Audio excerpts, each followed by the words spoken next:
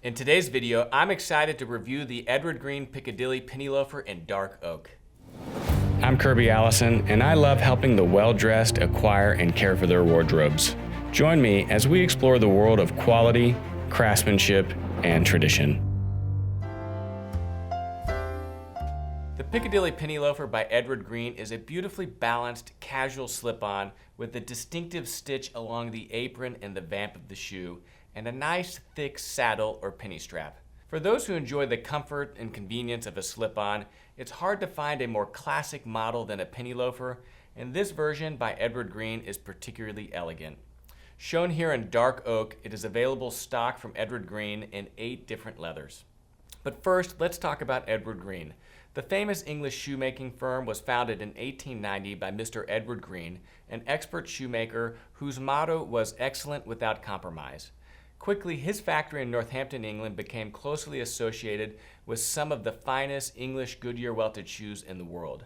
Edward Green continues to be recognized around the world for their classic English aesthetic and uncompromising quality in construction, and really represents the apex of high-quality, factory-made Goodyear Welted shoes. Their shoes are truly investment pieces reserved for those aficionados for whom only the best will do and who appreciate quality, craftsmanship, and tradition. Today, Edward Green continues to manufacture all of their shoes at their factory in Northampton and offers a full range of both classic dress shoes and more casual pieces. There are several design characteristics of the Piccadilly that I absolutely love. First, the Piccadilly is a hull cut, so the apron and the vamp are cut from the same piece of calfskin. This is incredibly rare in a penny loafer. The vamp is then scored, which is a delicate operation, and then it is pin-tacked with the cord pressing the calf up along the score cut. This produces a distinctive, clean seam around the apron of the penny loafer that is incredibly unique. In fact, I can't think of another penny loafer that features this same design and construction element. Second, the shoe features a prominent, thick saddle or penny strap that gives great visual balance to the shoe. It isn't dainty and gives great weight to this essential visual element and substance to the entire silhouette of the shoe. The great thing about a good penny loafer is that they are incredibly versatile. They can be worn formally with a suit and tie, but they can also be dressed down with a pair of denim jeans. You even see some Ivy-style preps wearing them without socks, but of course that isn't something I would condone here at Kirby Allison. I could wear this particular model with a pair of gray slacks like what I'm wearing today, or even my linen suit from Formosa, or my taupe-colored suit from Chris Despis. Dark brown is incredibly versatile for that reason. This penny loafer from Edward Green is an absolutely beautifully executed example of a penny loafer. It is not a dainty shoe and maintains a very strong presence. As I mentioned earlier, it's very unique that this is actually a hull cut. And what that means is that this entire piece of pattern on the upper is in fact cut from one piece of leather. It's not a seamless hull cut, so there's still a rear seam, but still this entire piece of the shoe is cut from one piece of leather. Next, Edward Green uses a very unique construction method where the forward apron is die cut. So it's cut but very delicately to produce this seam, which is then sewn and glued together. So although it looks like this could in fact be 2 different pattern elements, it's cut from a single piece of leather. The lip along the apron is slightly raised, which again produces that visual detail and texture of this shoe without being too prominent, like if this was done either via hand stitch or even machine stitching. The number 184 last is Edward Green's classic loafer last, and you can see it has a nice soft round toe and beautiful classic proportions that really make this a timeless and elegant shoe. As with all of Edward Green's shoes, the uppers are sewn together with a really high stitch density, which just gives a finesse and cleanness to the look of the shoe. And I love how, again, the top of the shoe is bound. This provides additional structure to the upper area of the shoe that, combined with the hard countering, helps control this and ensure that this shoe is going to fit exceptionally well. Loafers, in fact, are difficult to fit and have to be made slightly smaller or tighter than a pair of Oxfords. Again, because you don't have the lacing, there's less control, and the control is all done right here in the opening or the neck of the shoe. And so this binding, combined with the hard countering, is what ensures that this shoe is going to fit, grip the foot, and not slip off whenever you're walking, and not open or bow outward whenever you're walking in the shoe either. These are 2 important characteristics and something that you only find in higher end shoes. Next, let's talk about the construction. Edward Green prides themselves on making their shoes using only the highest level of craftsmanship. From the finest leathers to the best time-honored production methods to their Goodyear Welted construction, a pair of Edward Green shoes represents the pinnacle of factory-made English dress shoes. There are several characteristics of construction that really set this shoe apart and that you're paying for. First, the uppers are cut from the highest grade French or Italian calfskins on the market, ensuring that the shoes not only are incredibly handsome and beautiful from the start, but also that they age in patina equally well. Of course, all of the leathers are open pore, full grain leather that ensures that whenever you polish the shoes, the leather is going to take the polish and really develop a unique and distinctive patina over the lifetime of the shoe. The uppers are hand clicked or cut out by hand, allowing the clickers to avoid any natural blemishes and ensure that only the best areas of the hide are used. Additional structure is built into the shoe using leather stiffeners, which are hard pieces of leather that are inserted between the upper and the interlining. This additional structure is important not only for creating a more comfortable shoe, especially through the arch, but also helps control unnecessary creasing, which inevitably makes a pair of shoes look old and worn. The hard countering is even more important for a slip-on because this hard countering helps ensure that this area of the shoe is controlled, grips the foot, and ensures that this shoe isn't going to slip off or bow in an uncontrolled way. The shoes are skillfully lasted, giving great last definition to the shoe. You especially see this right here at the arch, where the upper curves all the way underneath the arch to the outsole.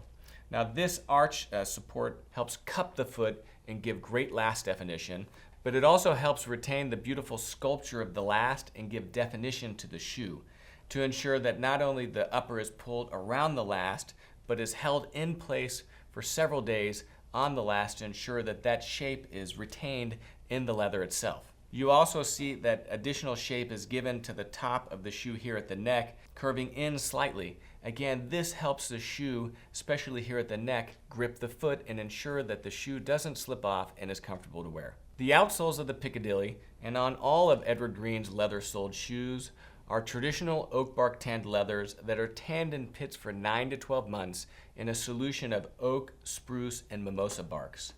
The result is an incredibly durable, water-resistant leather outsole that lasts 3 to 5 times longer than ordinary outsoles.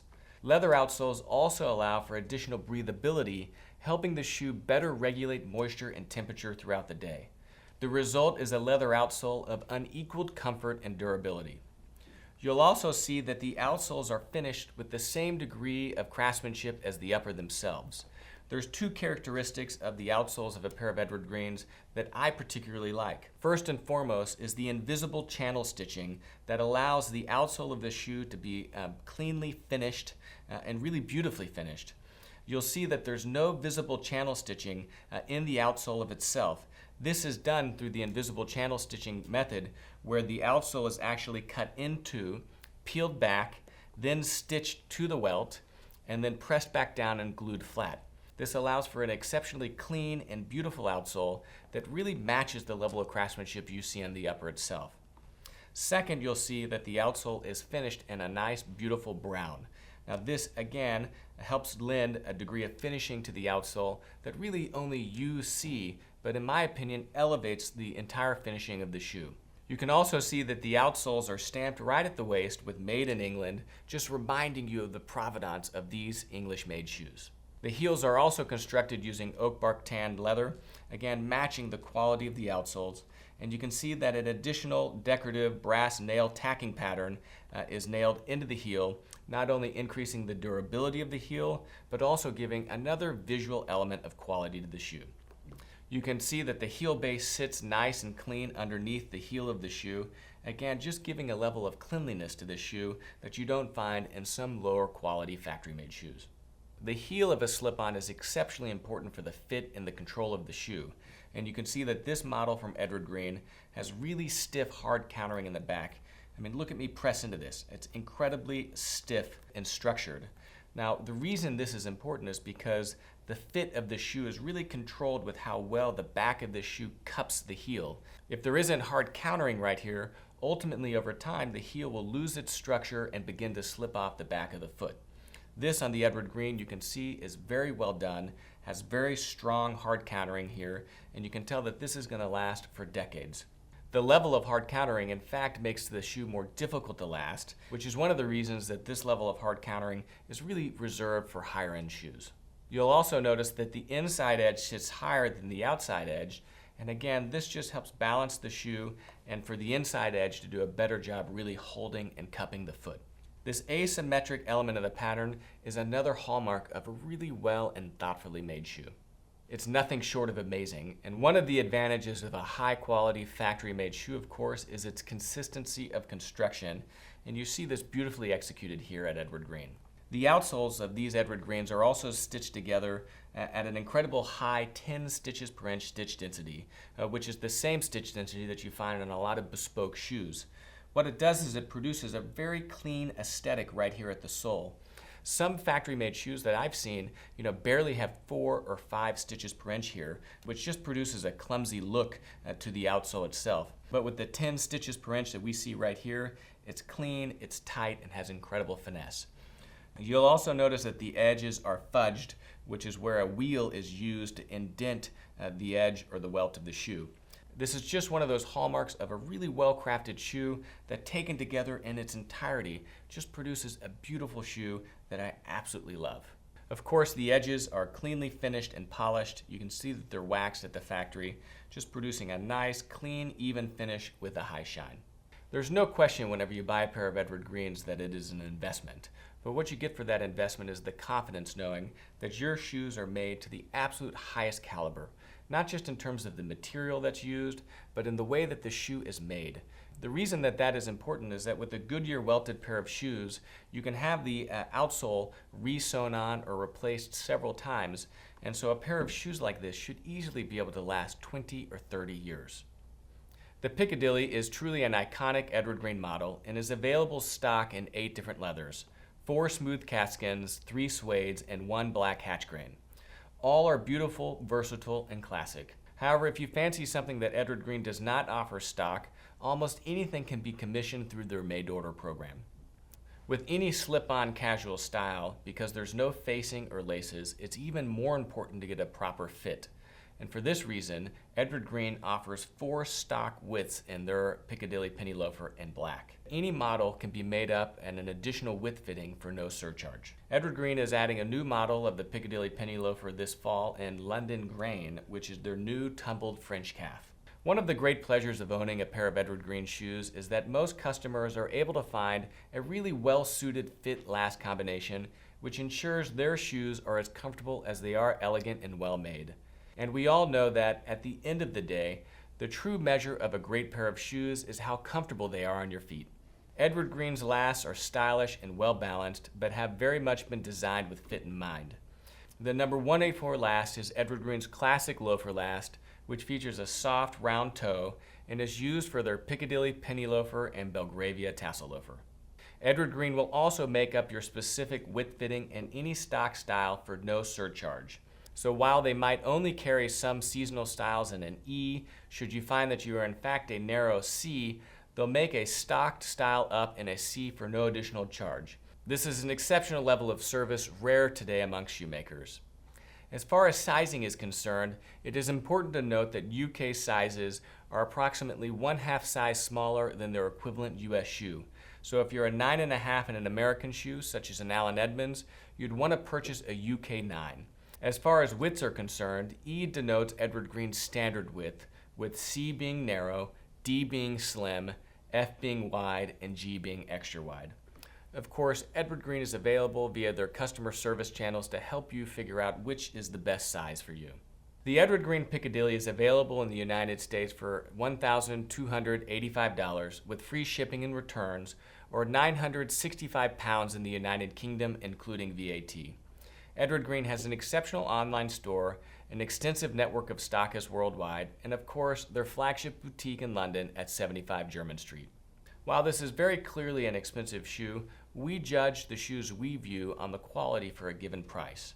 Unlike some shoes at this price point, Edward Green is not a fashion shoe. You are not paying for one-way marketing. What you are paying for is an exceptionally well-crafted classic shoe constructed using the finest materials and craftsmanship, made from a firm that has incredible provenance and history. In short, a pair of shoes from Edward Green is an investment piece that, if cared for properly, can easily yield decades of great use. You're also paying for the confidence knowing that you could walk into any boardroom wearing a pair of Edward Green shoes with the confidence that you have one of the finest, most beautiful pair of shoes in the room. Let me know what you think of these shoes in the comment section below, or let me know what your favorite pair of casual slip-ons are. I'm Kirby Allison, and I love to help the well-dressed acquire and care for their wardrobes while exploring the world of quality, craftsmanship, and tradition. Please visit KirbyAllison.com, where we have the largest selection of luxury garment care, luxury shoe care, and other luxury clothing accessories in the world. Thanks for joining me. In today's video, I'm wearing a bespoke W.W. Chan odd jacket made with zinnia fabric, a bespoke white charvet shirt, and of course a Kirby Allison sovereign grade ancient madder tie.